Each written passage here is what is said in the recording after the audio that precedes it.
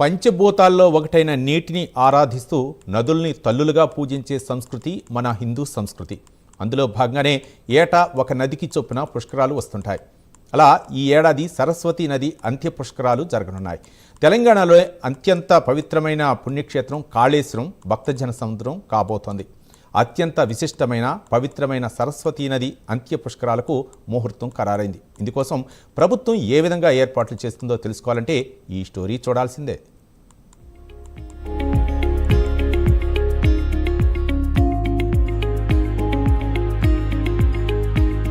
దేశంలో ఎక్కడా లేని విధంగా ఒకే చోట 2 శివలింగాలు వెలిసిన క్షేత్రం కాళేశ్వరం ఒకటే.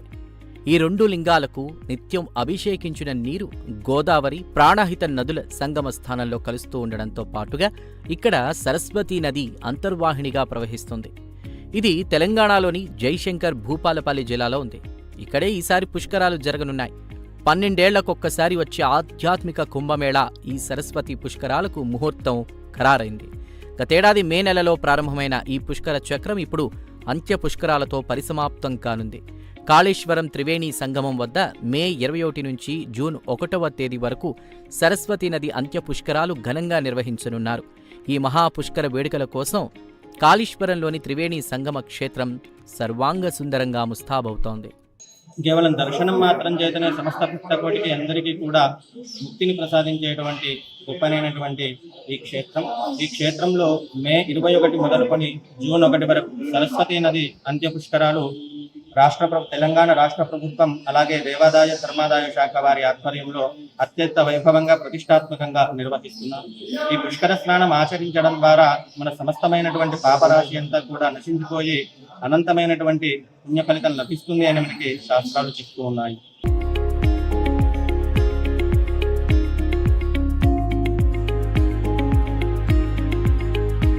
కాళేశ్వరంలో సరస్వతీ నది అంత్య పుష్కరాలకు రాష్ట్ర ప్రభుత్వం పెద్ద ఎత్తున ఏర్పాట్లు చేస్తోంది.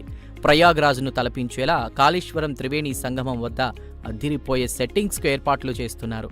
జ్ఞాన సరస్వతి పుష్కర ఘాట్, విఐపి ఘాట్ వద్ద ప్రత్యేక సెట్టింగ్స్ చేశారు. సౌండ్స్ అండ్ లైటింగ్, ప్రత్యేక డెకరేషన్ చేస్తున్నారు. విఐపి భక్తుల కోసం 40 ఆధునిక గుడారాలతో టెంట్ సిటీ నిర్మించారు.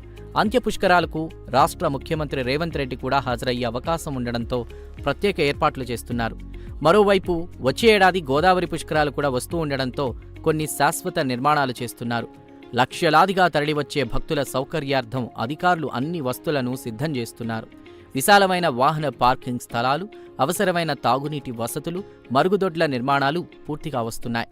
కొత్తగా మనం ఘాట్లో షవర్స్ లాస్ట్ టైం మనం కొత్త ఘాట్ నిర్మించడం జరిగింది. ఆ ఘాట్ పైన కొత్తగా షవర్స్ ఏర్పాటు చేయడం, డ్రెస్సింగ్ రూమ్స్ ఏర్పాటు చేయడం, అలాగే భక్తులకు పిండప్రాణాలు చేసుకోవడానికి వసతి ఏర్పాటు చేయడం జరుగుతుంది. అలాగే ఘాట్ పైన మనకి లాస్ట్ టైం మనకి ఒక ఏజెన్సీ ద్వారా కొత్త ఒక థీమ్ లాగా డిజైన్ చేయడం జరిగింది.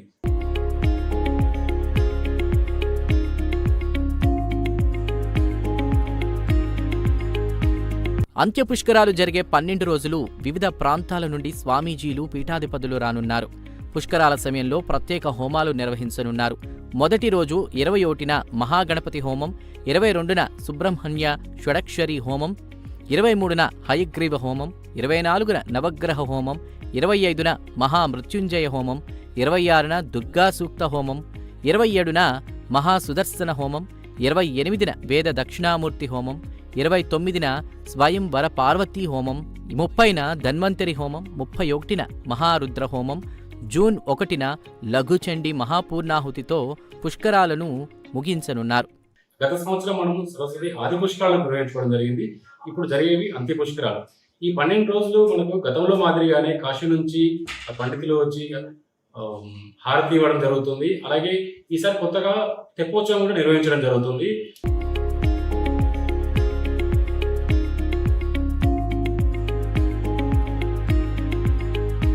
చూశారుగా, సరస్వతి పుష్కరాలకు కాళేశ్వర క్షేత్రం సర్వాంగ సుందరంగా ముస్తాబవుతోంది.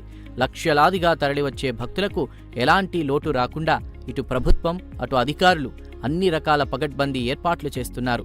ఈ మహావేడుకల్లో పాల్గొని నదిలో పుణ్యస్నానాలు చేసేందుకు భక్తులు కూడా సిద్ధమవుతున్నారు. మరి మీరు కూడా ఈ పుష్కరాలకు సరదాగా ఫ్యామిలీతో వెళ్లి పిల్లలకు మన సంస్కృతి గురించి తెలియజేయండి.